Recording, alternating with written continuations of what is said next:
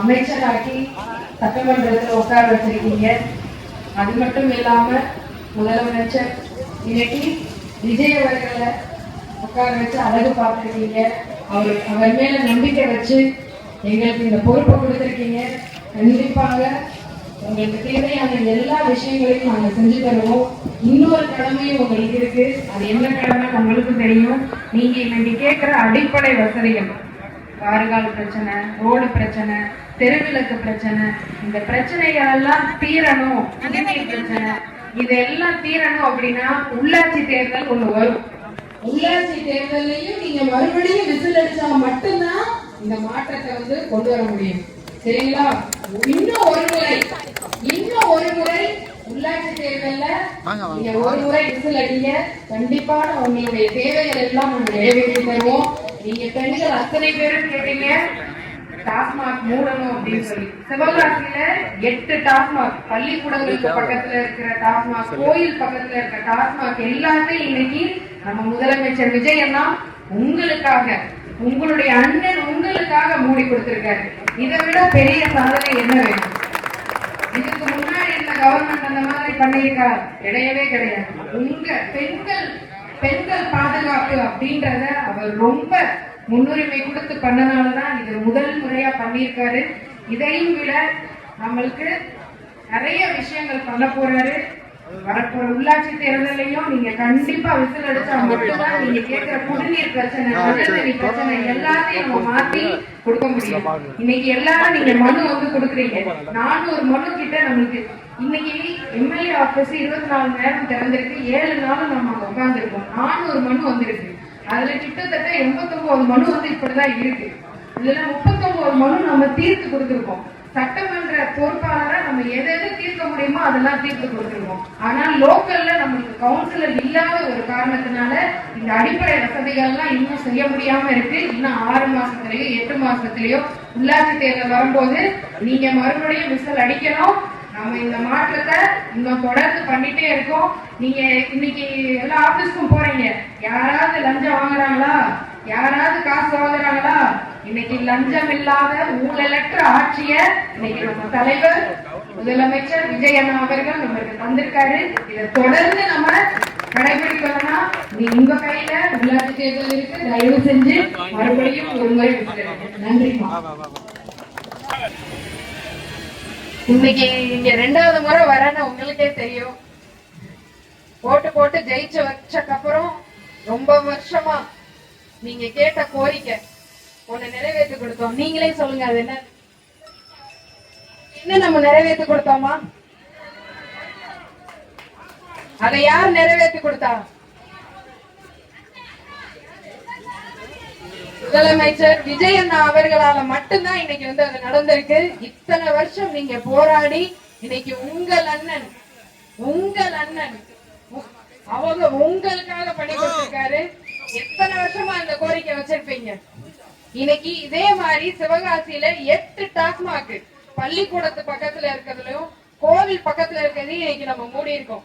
எத்தனையோ பெண்களோட கனவை இன்னைக்கு அவரு முடிச்சு கொடுத்திருக்காரு. அது மட்டும் இல்லாம சிங்கப்படை பெண் எத்தனை பேர் பாத்தீங்க? நம்ம ஊர்ல அருமையா வேலை பார்த்துட்டு இருக்காங்க. பெண்கள் பாதுகாப்பு முக்கியம் அப்படின்ற பேர்ல நம்ம முதலமைச்சர் அவர்கள் ஒரு சிங்கப்படை பெண் இறக்கி 100க்கும் மேற்பட்ட இலவச பயிற்சிகள் ஒவ்வொரு ஸ்கூல்லயும் காலேஜஸ்லயும் போய் கொடுத்துட்டு இருக்காங்க அந்த சிங்கப்படை பெண். அப்படி பெண்களுக்கு முன்னுரிமை கொடுக்கிற, அவங்களை பாதுகாக்கக்கூடிய ஒரு அரசா நம்ம இன்னைக்கு வந்துட்டு இருக்கோம். அது மட்டும் இல்லாம நீங்க எங்க போனாலும் ஊழல் லஞ்சம் எதுவும் இல்லாம இன்னைக்கு இருக்குன்னா அதுக்கு ஒரே காரணம் நம்ம அண்ணன் முதலமைச்சர் விஜய் அண்ணா அவர்கள் மட்டும்தான். இன்னைக்கு அதே மாதிரி பட்டாசு தொழில் சிவகாசியில அது மட்டும்தான் பிரதான தொழில். இன்னைக்கு 1 ரூபாய் கூட வாங்காம அத்தனை 13 கம்பெனியை நம்ம மீட் எடுத்து கொடுத்திருக்கோம். 1 ரூபாய் கூட வாங்காம முன்னாடியில 1 லட்சம் 5 லட்சம் வாங்கிக்கிட்டு இருக்காங்க. இன்னைக்கு 1 ரூபாய் இல்லாம ஒரு காசு இல்லாம நம்ம அதை பண்ணி கொடுத்துட்டு இருக்கோம். அப்படிப்பட்ட அரசாங்கம், சுத்தமான அரசாங்கம். அப்படி நடந்துகிட்டு இருக்கு. இதே மாதிரி இன்னைக்கு நீங்க கேக்குற இந்த ரோடு பிரச்சனை, தெருவிளக்கு பிரச்சனை, குடிநீர் பிரச்சனை இதெல்லாம் தீரணும் அப்படின்னா வரப்போற உள்ளாட்சி தேர்தலையும் நீங்க விசில் அடிச்சா மட்டும்தான் எங்களால அதை நிறைவேற்றி தர முடியும். நீங்க என்னைய சட்டமன்றத்துல கொண்டு போய் உட்கார வச்சீங்க, அதே மாதிரி இன்னைக்கு உள்ளாட்சி தேர்தலையும் நீங்க விசில் அடிச்சு அண்ணனை உட்கார வச்சா மட்டும்தான் உங்களுக்கு தேவையான அத்தனை அடிப்படை வசதிகளும் நம்ம கண்டிப்பா மாத்தி தர முடியும். இன்னும் ஒரு முறை 6 மாசத்திலயோ 8 மாசத்திலயோ அந்த தேர்தல் கண்டிப்பா வரும். நீங்க அப்ப யாருக்கு ஓட்டு போடணும்? யாருக்கு ஓட்டு போடணும்?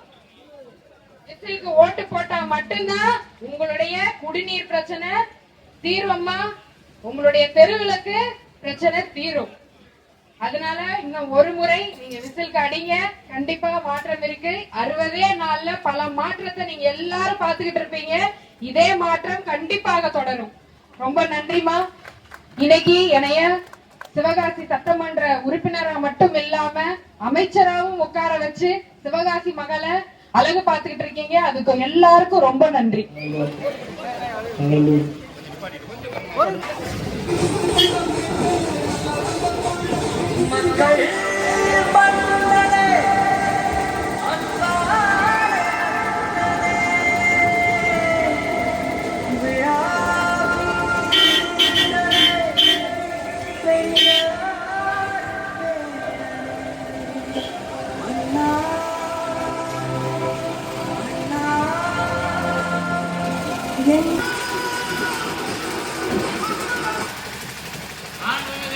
தொழில்துறை அமைச்சர் எஸ் கீர்த்தனா அவர்கள் உங்கள் மத்தியில் நன்றி தெரிவித்து இதோ வந்து கொண்டிருக்கிறார். மாண்புமிகு தொழில்துறை அமைச்சர் எஸ் கீர்த்தனா அவர்கள் உங்கள் மத்தியில் நன்றி தெரிவித்து இதோ வந்து கொண்டிருக்கிறார்.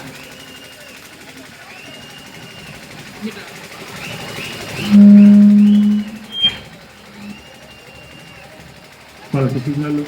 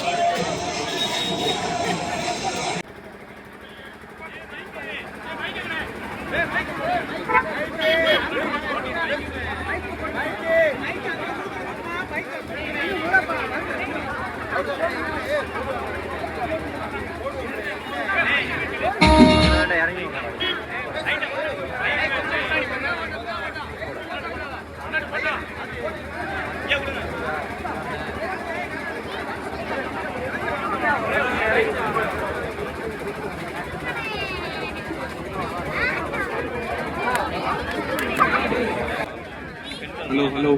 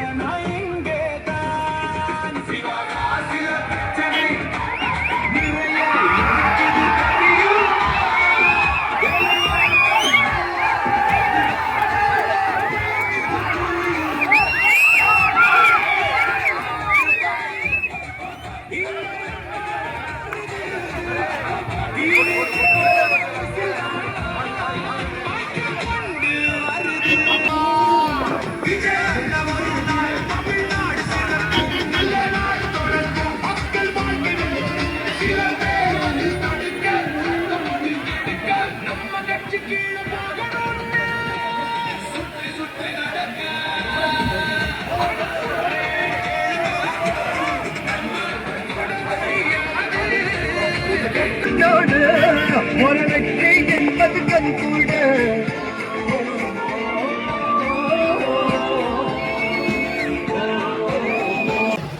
அம்மா எல்லாருக்கும்